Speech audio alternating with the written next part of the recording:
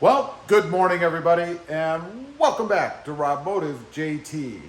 Got a mod I was gonna do today on the Jeep Gladiator, but it is a fail. But all is not lost. It has given me inspiration for another mod that I'm gonna do here down the road. I just have to find the parts, I guess. But let me tell you, this was gonna be a pretty cool mod. You know, I've talked on the channel before about security in the Jeep Gladiator in the form of the non-locking hood. Now there's all kinds of solutions you can get out there. Most of them are manual. You can put somewhere on the front of the hood with a key and then you'll be able to lock it up, which actually may be the way that I'm gonna go now that I've seen this one, which was electric, by the way. Pretty cool, but just won't work in my application. So let me tell you what the problem is. There's really two. First of all, I have this switch controller here. This is the Voswitch switch controller, which I love, by the way. And in installing that, I had to go through the firewall to hook up the switch on the driver's side grab handle. And if you haven't seen that video, there is the switch right there. I think this is just the coolest thing. I really dig this mod. But in running the wiring through, I went through a grommet, big cover actually, in the firewall. Now, if you can see that silver piece, let's see here, there is a silver piece right up here. Right below that is a big round cover, and it's about probably 2 inches or so in diameter. Now, what I did is I popped that off, and then I drilled a hole in it and ran the wire through, which I'm not sure if you can see. There's a wire running right down there, and it goes through that grommet or that cover. It's not really a grommet. The electric lock that I got also requires you to go through that same access point so that you can get the wiring inside the cab. Two problems with that. One, there's a grommet that you're supposed to put in there that you run 3 wires through to get inside. The grommet is too small. In other words, if I popped out the cover that's there right now, the grommet that's provided in the kit would just fall right through the hole. It's not big enough in diameter. The other problem is I already have wiring running through there. So I would either have to disconnect the whole switch so I could get an end and then run it through the grommet, or cut the grommet, or maybe run the switch beside the grommet, the wiring. Which is nothing I want to do. Honestly, the switch that I have installed in the truck is of more value to me than the lock would be, even though the lock would secure everything under the engine or under the hood, I realize. So those are the two problems that I have. That's why it won't work for me.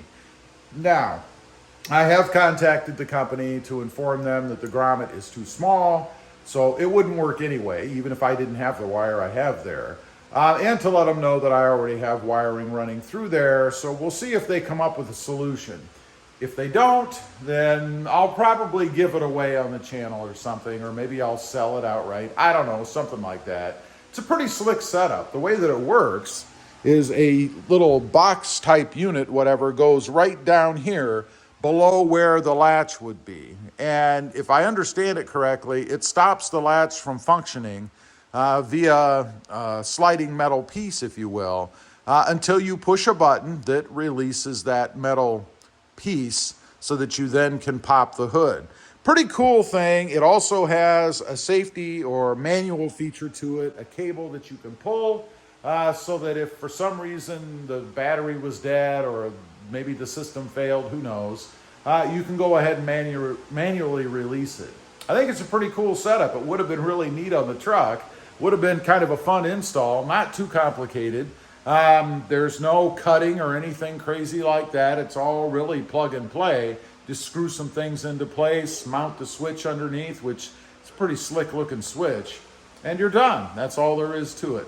So it's too bad that it's not gonna work for me. It would be great if it did. Now, secondly, I said it gave me some inspiration. You know, sometimes when I'm doing mods, I start thinking about other things that I can do. And this is one I've been kicking around for a while. And those are some rather, grill lights on the front of the truck. 7, let's see, 1, 2, 3, 4, 5, 6, 7. I always have to remember the 7 continents, you know, Jeep's thing. But I want to put some lights here in the grill because I think it's a really cool look, particularly for the Jeep Gladiator. However, my wife does have some, and I'm going to go with a different style, I think. But she does have some in her Jeep Wrangler. You can see right across the front here. These are LED lights. Hers are set up so that when the truck is turned on, they automatically come on, or I should say the Jeep. Mine, I think I would set up so that I can select whether or not to have them on via the switch that I have. And back to this switch, the other thing I like about that, you know, I'd run into the same kind of a problem if I had to run wires into the truck for a switch to control those lights if I didn't have the VO switch or VA switch controller. So now what I can do is I can hook these all up across the front, and then I can run the wire right from there right to here, which will be controlled, or connected, I should say, inside this box, and then controlled by that switch that I showed you right up on the driver's side grab handle. That way I can have them on or off at will. I think it's a pretty cool way to do it. The thing I like about this switch, by the way, is everything is separate from the system of the truck, if you will. Everything is controlled within that box for the switch.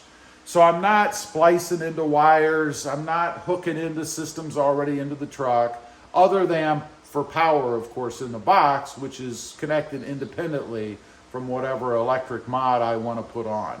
I really dig that. I think that's pretty cool. That's how I have my lights set up on the truck, the ones that I added to the back. And of course, I'm talking about those that are right up on top, as well as the other lighting features that I have on the truck in the back, those pod lights, and the lights right up here in the front. So it's a pretty cool system to do it. Again, I love having it separate from everything else in the truck because I don't really dig getting into the electrics of the truck. I mean, anytime you do that, there's a possibility you could have a problem. There's also warranty concerns if you caused a problem by doing that mod and hooking into the electrical system. Not something that I really like to do. So that's going to be, I guess, the take from this is that, yeah, the lock for the hood is not going to work for me, but it's inspired me to do something more in the front in the form of lights right across the grill. Should look pretty cool. Anyway, leave a comment. Let me know if you've ever installed one of these locking hood mechanisms. How's it working for you? I'd be curious. Also, real quick, I do have 2 additional channels. Rob Motive Project Cars, all about, right now, the Mercedes-Benz, and Rob Motive, all about the Toyota Tacoma. Check them out, and if you're interested, why not subscribe? And while you're at it, smash the subscribe button here, too. Thanks for watching. Stay safe out there. Bye.